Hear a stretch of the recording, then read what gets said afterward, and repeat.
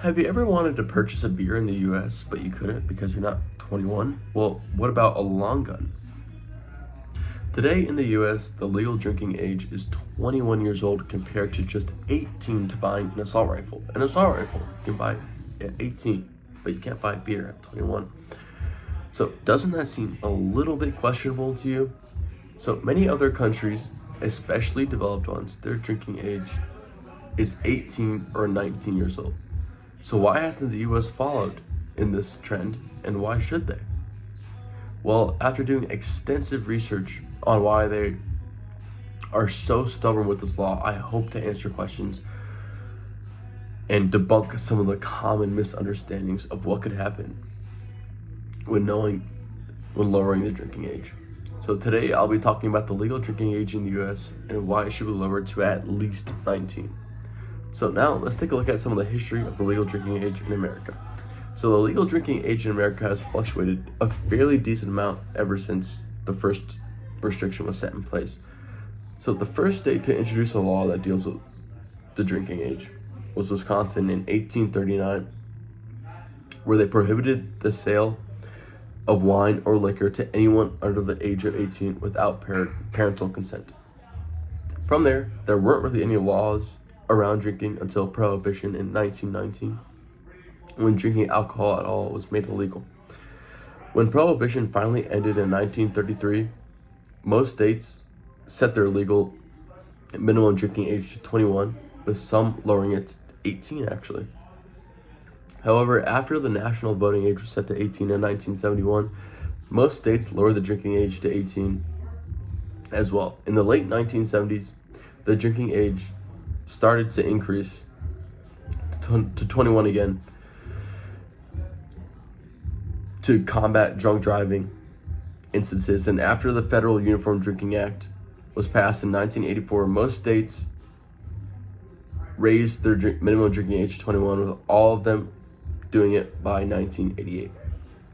Secondly, there are some exceptions actually to some states today where young adults can drink at the age of 18. However, it's either for religious reasons or a parent has to give them consent.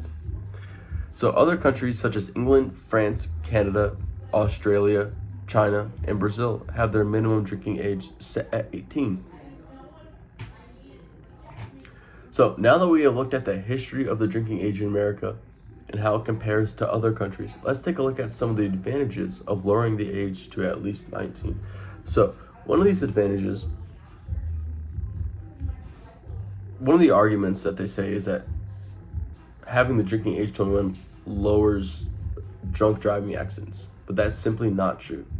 But according to Tucker, statistically, fewer drunk driving accidents occur in countries with a minimum legal drinking age of 18. But in the United States, 31% of car accidents result from driving under the influence, or DUI. So the third highest rate, which is the third highest rate in the world. In Germany, where the legal age to drink is 16 years old, and in Russia, where the legal drinking age is 18 years old, this rate is just 9%. So China, which has no minimum drinking age, sees this rate at 4%, according to Sandlaw, a law firm in North Dakota.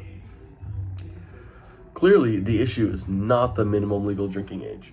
Cultural factors such as normalized drinking and how drunk driving is viewed can be factors. Additionally, according to procon.org, by the time 60% of people are 18, they have had at least one alcoholic drink. 32% of 18 to 20-year-olds admitted to alcohol consumption, according to 2020 National Survey on Drug Use and Health. Prohibiting this age group from drinking in bars, restaurants, and other licensed locations can cause them to drink in unsupervised places, such as fraternity house parties, where they may be more prone to binge drinking and other unsafe behaviors. Lastly, lower the drinking age from 21 to 18 would diminish the thrill of breaking the law to get drunk. Normalizing alcohol consumption as something to be done responsibly and in moderation will make drinking alcohol less of a taboo for young adults entering college and the workforce. So high non-compliance with the current drinking age promotes disrespect and non-compliance with other areas of the U.S. law.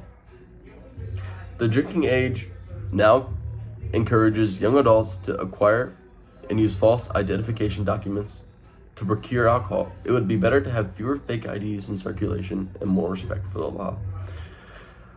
So finally, now that we have taken a look at some of the advantages of lowering the minimum drinking age, I would like to take a look at some of the things that are allowed in this country before buying a beer. So imagine being able to enroll in the army and risking your life, or even being able to buy an assault rifle before you can buy a beer. In the United States, you are able to legally enroll in the army or buy a long gun at the age of 18 years old.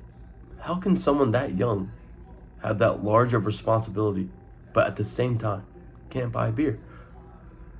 It is unreal how many mass shootings in the US are due to young adults owning an assault rifle, but they wanted to go buy a beer, they wouldn't be able to.